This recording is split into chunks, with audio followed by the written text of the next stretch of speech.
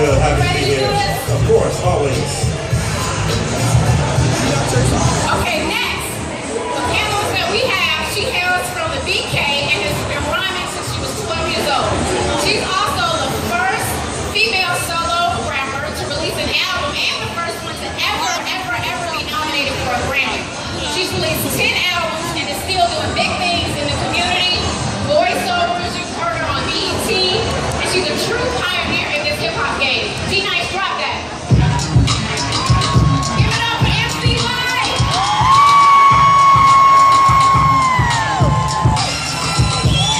When you say you love me, it doesn't matter if it goes to my head and it's just chit-chat. You make me egotistical or just very free, but what you say I take the lick.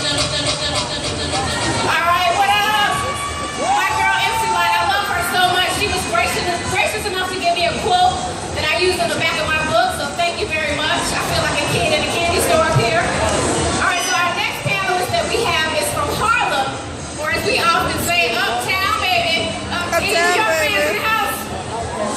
Give it up for New York. All right, he partnered with the Get Fresh crew and MC Ricky D. He released two of my most favorite hip-hop songs ever released, Lottie Dottie and The Show. And he still, to this very day, knows how to rock a party better than anybody I know. Did anybody go see Prince last night? Alright, this guy was doing his thing in between the states, and I mean, he doesn't need any more introduction. Dougie Fresh!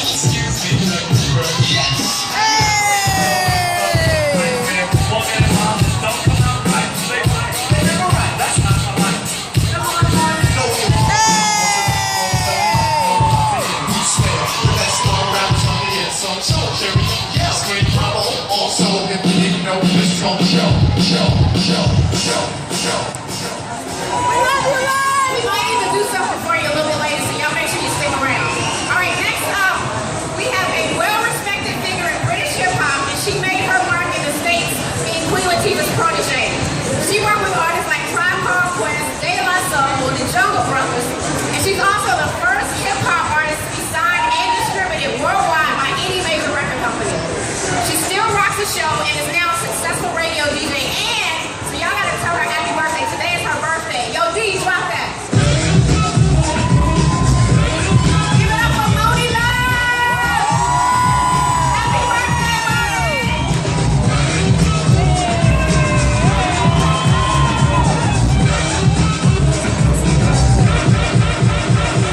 We love her and her accent is so hot. Okay, so our last panelist that we're gonna bring up is from Mississippi, and I think he's probably one of the best MCs and producers that actually came out of the South.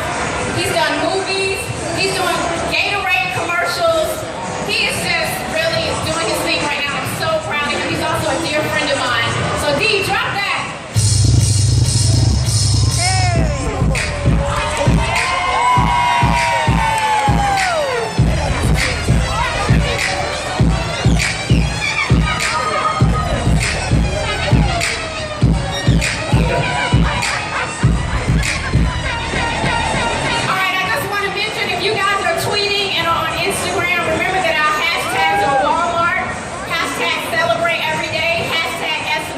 Give it up for this legendary hip-hop artist, guys. So we're going to go ahead and get the conversation. You growing up from New York City, which, as we all know, is the birthplace of hip-hop. What was it like for you being a young boy, and like, when did you first fall in love with hip-hop? Well, I first fell in love with hip-hop when my sister came home and she told me about somebody named DJ Hollywood. DJ Hollywood is the first MC in hip-hop. He's the one, when you hear guys say ho, he created that. And he created many, many other styles. So my sister told me about him, and then I got to see him. And he would perform at the Apollo. Have any of y'all ever been to New York City? Anybody? Have you ever been to the Apollo? So the Apollo, I lived right up the block from the Apollo. I live in Harlem. I still live in Harlem. So what happened is DJ Hollywood would be the talk of the town. People would talk about it. And then I learned about Grandmaster Flash and the Furious Five. Yeah. My brother came over and told me about them. Baby. Right. So what happened was I was this kid that would go to school and I would hear different rhymes and different things that people would say, you know, of these guys. Hollywood, Grandmaster Flash. He was the guy who created cutting, DJing back to back. Also, there was another guy named Theodore. Graham was a Theodore who was a great DJ. Some of these names you may not know, but it's important for you to know it. The same way you go to school and they want to teach you about history, about Abraham Lincoln, George Washington, in hip-hop, there are pioneers that should always be respected and honored. Always be respected. It's kind of like honoring your You gotta mother give it up. and I your mean, that's father. history right there. We wouldn't be sitting here today if it wasn't for them. Absolutely. I mean, the last part of this answer is this, is that there was another guy named DJ Kool Herc. Kool Herc was the guy who came with all of the equipment and he would let other people get on and DJ and also MC. Now, hip-hop was created because there was so many wars in the street going on between different gangs. How many of y'all have heard of problems in your community with gangs and, you know, street wars and violence and stuff? So as an alternative to the violence, we came up with hip-hop. And instead of fighting, we will battle as an MC, break dance. So there's 5 elements in hip-hop. There's the DJ, there's the MC, there's the graffiti artist, there's the dancer, and there's the beatbox. And I'm the creator of the 5th element. Oh, that's big. Give it up. Love it, love it. All right, birthday girl, Monie Love. The next question is for you. All right, having grown up across the pond, when did you first fall in love with hip hop, and who influenced you over there to become an MC? Okay. My story is the international aspect of this entire story, which is on June 6th, 13 years ago, I went to a movie theater in Marble Arch, London, in the city of London, and I watched a movie called Beat Street, which was produced by Harry Belafonte. And when I walked into that movie theater to watch Beat Street, I left a completely changed person, because at that stage it was 84, and hip-hop had just really put its foot down in England, in London, England, in the UK. And that's where I was born, and that's where I was raised, and that's where I went to the movie theater. I saw this movie and I left a changed person. When I left the movie theater and several other kids, we all instantly took on the elements of hip-hop. All of the ones that you just mentioned, all of them. There You was was right there. I was pop locking. I love it. I love it. Breaking. Yes, I used to spin on my back. Don't ask me to do that now. I'm 44. It's not gonna happen. You don't look. Tell that to my back. And the bottom line is, you all didn't know what was going on. Like, you didn't realize, Dougie, neither did you, David, neither did you, that in England we completely took on what you all were doing in the United States. And that was the surefire evidence that hip-hop was, is, and will always be global.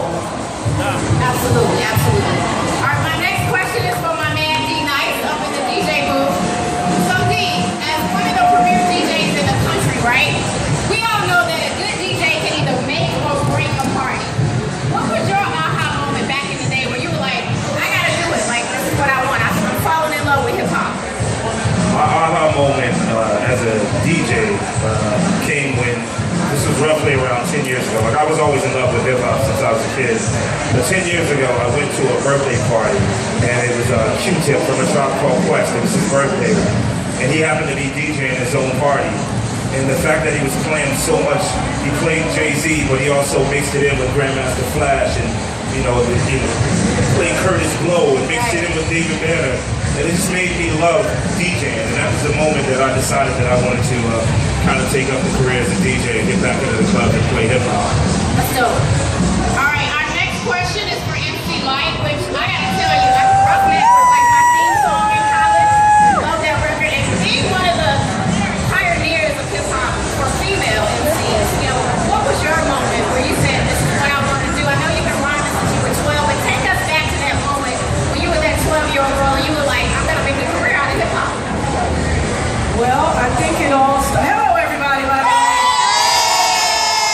Thank you for crowding around this booth for Walmart, because I tell you what, if you weren't here, we'd be sitting here all alone. So thank you. Lonely. Talking to ourselves. I think that moment for me was, I was in Far Rockaway in Hamels Projects at my grandfather's house, looking out the third floor window, and one of those folks with a kufi was walking with this box that was just as big as him. He set it down in the courtyard, and I came to the door. I said it before. Never let the mic magnetize me. Do all of this, fight me, inviting me to rhyme. I had to get downstairs to find out who the heck that was coming through the box, and once I got down there, it was Salt and Pepper Showstoppers on, and I was like, oh, it's over. I love it. Give it up for MC Lyte, y'all. And last but not least, my dear friend. All right, this is special because I'm from the South. We both rep ATL by way of Mississippi over here. Growing up as a young girl in the South, we were big on booty shake music. But we also embraced hip-hop culture from New York, from the West Coast. But you came and really put the South on the map. What was that moment for you where you were like, okay, I love this game, I love this genre, this is what I want to do? Okay, it's sort of a strange story for that. How y'all doing, first of all? Anybody from New Orleans in here? I remember when I was in college, they used to go get the gat, church. See y'all? So check it out. I had a little. It was sort of a bad story first, and then it was a good story. I was freestyling, and I used to be a battle artist. People don't know this. I used to literally battle for my rent, and that's when it's funny when people talk about hip hop. They don't know the background. My uncle actually brought down records. He was changing from hip hop to blues. He came to Mississippi, and he brought me this record by Stetson Sonic called Rock the Step. He brought me Tila Rock, he brought me Mantronics, and it literally changed my life because at the time, Jackson, Mississippi was the murder capital of the United States. So I started freestyling. I was in the back of Freak Beat, 93. I was there. Wow. And I was freestyling with a Tribe Called Quest, Souls of Mischief, Wu-Tang Clan, there was a couple other people. I smashed it. I was like, I take RZA, cut open the blood, put meth in it, smoke it, and like everybody went crazy. And then somebody said, yo, where you from? You gotta be from New York, son. And I was like, no. They was like, you from LA? They was like, no. Chicago? No. All right, you gotta be from Miami. That dirty. I said, I'm from Mississippi. And everybody walked away. And I never forget that feeling. Because I later ended up having a debate with KRS-One, and he was telling me about those same 5 principles. But I said, we live a different lifestyle. We actually do go in the strip club and buy chicken. I'm sorry, in Atlanta, Strokers have some of the best chicken in the city. A lot of my friends do sell drugs. Even though we're not proud of it, that is hip-hop to us. Riding on 26-inch rims is hip-hop to Talking us. about your community and your pain and what you've been through. So then I heard UGK. And then after that I heard Pastor Troy. And when he said that as long as I have GA, I'm good, it changed my whole entire life. I said I'm moving back to Mississippi. And I literally went into, I'm serious y'all, I wrote down everything that they said bad about being from the South. And then I realized, I looked at the samples. I said, all of these samples come from the South. They come from Mississippi, they come from Georgia, they come from Tennessee. And people were big on DJ Premier at the time. And I said, well, Premier's from Texas. So then I start peeping and I start asking people, like, where your parents from? They were like, Alabama, Mississippi. I said, uh-oh. And then I bumped up on a half of a word called dirt. And then it started from that point. I said I was going to take everything, you know, even good food, you know, having a home, you know, being able to farm, being able to have that culture. I took everything that they said was country, and they were like, oh man, y'all stay out in the sticks. I said, well, it's healthy living. That's good food. That's really what you want. So from that point, I took all of those things, I infused it in my music, and it literally changed my life. And this is what we got. Give it up for David Family, y'all. All right, so my next question is for the ladies, Monie and Lyte. You know, we've had so many great MCs in addition to you guys on the female side. Queen Latifah, Sister Soldier, Lil' Kim, Foxy Brown. Can you talk about any really great moments that you had collaborations with these women? And also talk about the future of the female MC. I mean, today really you just got Nicki Minaj and now Iggy's on the rise, but you don't see a lot of other female MCs in the forefront like you guys were. Can you kind of shed some light on that? One of my greatest moments as far as female MCs is actually in my meager beginnings, because there was a spell that I went to high school in Brooklyn. I went to George Wingate High School in Brooklyn, and I met MC Lyte in high school. And one of my greatest moments, which you probably don't realize is one of my greatest moments, is a large portion of inspiration that you unknowingly bestowed upon me. That's good stuff. Because of the fact that everybody in school knew that Lyte could rhyme, and that Lyte was rhyming, and that she was on the rise. It was, you know, it was spoken about that we have a girl within our high school that's so dope on the mic, it's ridiculous, and was not even considered a female MC. She was just an MC, period. Okay? So for me to realize, and then to befriend her in high school through some mutual friends, I took that back to England with me, and because of the fact that I know her voice from speaking to her, when I got a cassette tape I said, everyone did. When I got a cassette tape that somebody made off the radio from a New York rap show, because rap music was only played for like 4 hours or so every Friday night and every Saturday night. That was it. And somebody taped a song off the radio of a girl rhyming, but nobody was sure that it was a girl, but this person was so dope. And I got that cassette tape in England, and I listened to it. And because I'm so familiar with Lyte's voice from being in high school, when I heard the cassette tape, I was like, that's Lyte, that's Lyte, I know that's her. I know that's her. She made it. She's on the radio. I went nuts. It was a big moment for me, because then at that point I was like, I am doing this. I am definitely doing this. No more audience in the mirror. No more microphone via toothbrush. No more any of these things. I'm definitely doing it. You know? So it's like, thank you. Thank you. Give it up, y'all. And actually, you touched on something, and I apologize for having to categorize female MCs versus male MCs. You are an MC. Like, what was it like for you in terms of competition of just being an MC and not being put into that category of a female MC? Because you can rock with the best of them, as Monie said. Well, thank you for that acknowledgement, Monie. I think I did for you what Salt and Pepper did for me, with Shout Rock from the Funky 4+1 More and Sequence. They all encouraged me without even knowing it to get on the microphone. I did want to answer the question that you asked prior to, and that is, there are a whole lot of female MCs.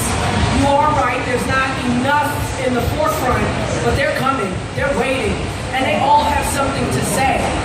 And right now, I think, you know, hip-hop, we might be in a little phase where it's not so important what your content is, just as long as you can move a butt in a club, you know. So you want to be able to move and dance, but there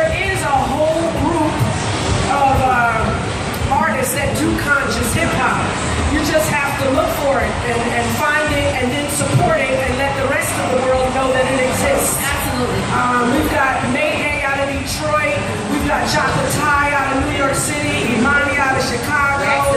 Rhapsody. We've got so many female MCs waiting for their opportunity. So I just wanted to make sure that was straight. Thank you. And then I think you asked me something else and I don't quite What was remember. it like being a female MC? Oh yeah, I didn't know the Making sure that you difference. weren't in that category. You know what? I just rhymed. And I think all of the guys in the business, they all looked at me like their little sister. And Monie was right. When they first heard my voice, I wasn't really competing with anyone that was out there. I was telling stories. My first record, I Couldn't Understand You, was about me being in love with a guy who was in love with crack. So I was storytelling. I wasn't posing a threat to anyone. And when they heard me, they thought I was a little boy. So when they met me, they said, "Oh my God, you're MC Lyte?" And I go, "Yeah." They go, "Oh, okay." So they took me on like their little sister. I never felt like being a female MC was bad. Right. And I never felt like I was being discriminated against. That didn't happen all until later when people say that's what it is. No doubt, no doubt. Give it up for Lyte, y'all. So another thing that's important in hip hop culture is fashion. And there have been many styles and trends over the years. You know, we've seen successful clothing lines from FUBU to Cool to Rockaware to Sean John. I want to talk a little bit about the global impact and financial benefit that artists have reaped over the years. Dougie, can you talk a little bit about that and how you've seen fashion influence the culture and the music and how artists have benefited from that? Hip hop has always been, even before it turned into the multi-billion-dollar business that it has always been the leaders of fashion.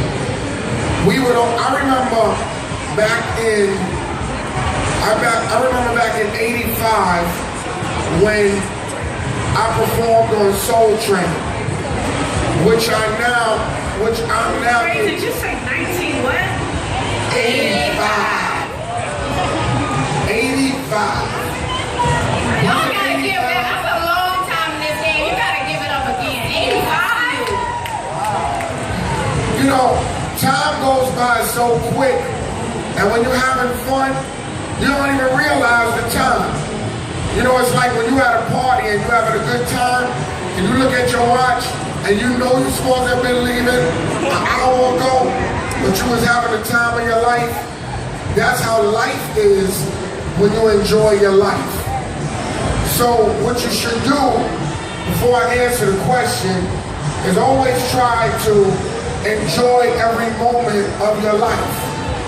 Because you never know when your life may not be your life no more. That's real talk. That's real talk. Sometimes we sit around and we're upset, we're mad, you think you're too fat, you're too skinny, now you're skinny, but you're too skinny, now you're fat, but you're too fat, now you're just right, But 3 days later, no, it's not right, it's not right. The shoes ain't right, the hair color is not right, the style, the lips, and you can't do nothing about the lips. Backside, you know, they're working on that backside now too. That ain't You know what I mean? You try, but you can't. You gotta just enjoy the moment and say, you know what? I'm gonna have some fun and I'm gonna rock with what I got. Give it up. I'm telling you, try it, believe me. I mean, we all put on a little pound or two, take a little pound off. Hey, but before I say anything, I want to acknowledge David Banner's mother in the house. Very nice to meet you. Got a nice mother, bro. And I always respect a man that honors his mother and takes care of his mother. And that's what it's all about. Right back one down, ladies. Always. So anyway, the fashion. Hip-hop has always been about fashion, always been about style, as you can see, because it was an expression of the way we felt that was different than the way everybody think that we should be. So I knew guys coming up like Carl Kanai. Y'all remember Carl Kanai? Anybody? Yeah. I remember when Carl Kanai was trying to get his fashion line started, and he came to me and another friend of mine, because he's from Brooklyn, with the pants cut a particular way.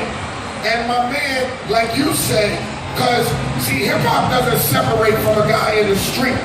A lot of people that sold drugs and was in the hood, they was hip-hop. That's a part of the culture. So the guy with the money was funding Carl Kanai to come up with a new style. And he kept coming back, nah, cut him like this. Because the guy was, some of the best dressed guys in the hood was the guys in the street selling drugs. I mean, so he would come back and say, no, cut the jean a little closer. No, you gotta cut it like this. So what happened is he kept giving him money to come back and cut the jean. Carl Kanai got the jean just like he said. He went on, got a deal, and Carl Kanai became the biggest thing. They had cross color. They had so many other styles, Fubu, so many companies. But the one thing that people don't understand is that it was the culture, it was the music, and it was the lifestyle. All we were doing is giving you a lifestyle. So now when you see a guy like Kanye, who's real passionate about fashion, I understand his pain. Because he feels like, you want to take what I got, but you don't want to give me what I deserve. You see what I mean? Absolutely, and that's why he just did that new deal with Adidas. Exactly. And he's getting royalties, because before he just got a check. See, because back in the days, we would wear something, drink something. Like when I said put your Bally's on, do you know how many pair of Bally's they sold? I remember at the concert with Run DMC, and they said my Adidas. And they had everybody, I think it's a poster, with probably close to 10,000 people with an Adidas in the air. Basically what I'm telling you is that all y'all out there, all of y'all are fashion people now. You go home, you make up something, they take it, and then they put it out and put their name on it.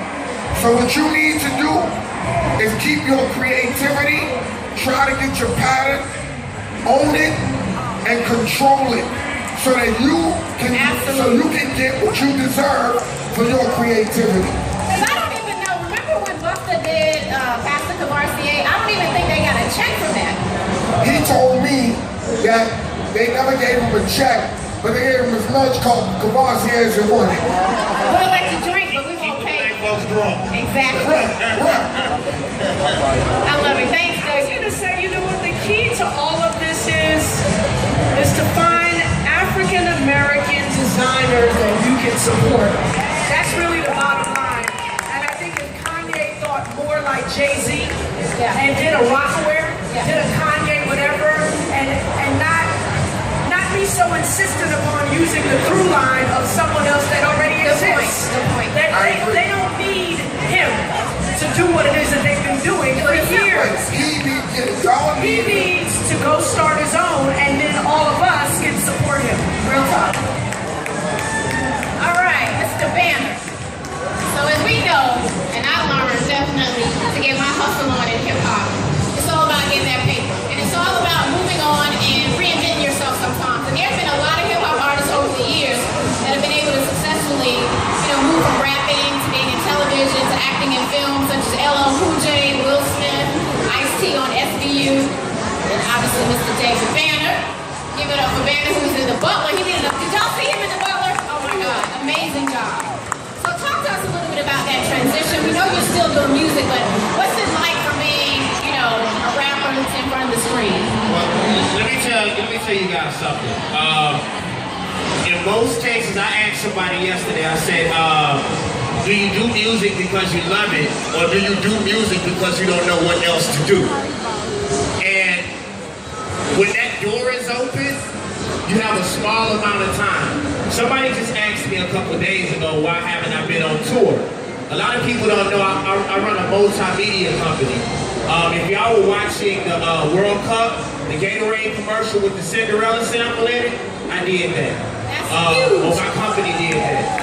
If y'all remember the Gatorade commercial during the NBA Finals the year before last that sounded like a gospel song, if you want a revolution, I did that. All of the music for Pepsi during the NBA NFL season, I did it. The video game Marvel vs. Capcom, the commercial, I did that also. So the things that I'm telling you guys is that they want to limit us to hip-hop.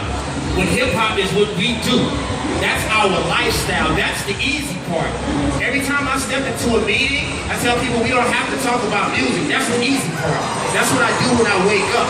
Let's talk about international money. I'm on my way to Tanzania Thursday to start doing commercials in Africa, providing music for the whole continent of Africa. So when you have your different magazines and you have different people asking, where is David Banner? Tell them that they probably should be where I am. And I want you guys to know that anything that you can think of, and this is on a spiritual level, I always tell people, I don't think that God is such a cruel God that he would let you think something that you could not do. So if you can visualize it, you literally can do it. I looked on TV and said, I can do better music. Like, cause they had these little kids of other nationalities on laptops emulating our music. Why not give that money to the originators? Why not allow the people who influenced that to do it? Absolutely. So for me, it was just continuously following my dreams. It was the same thing with acting. And I want to tell everybody that wants to act.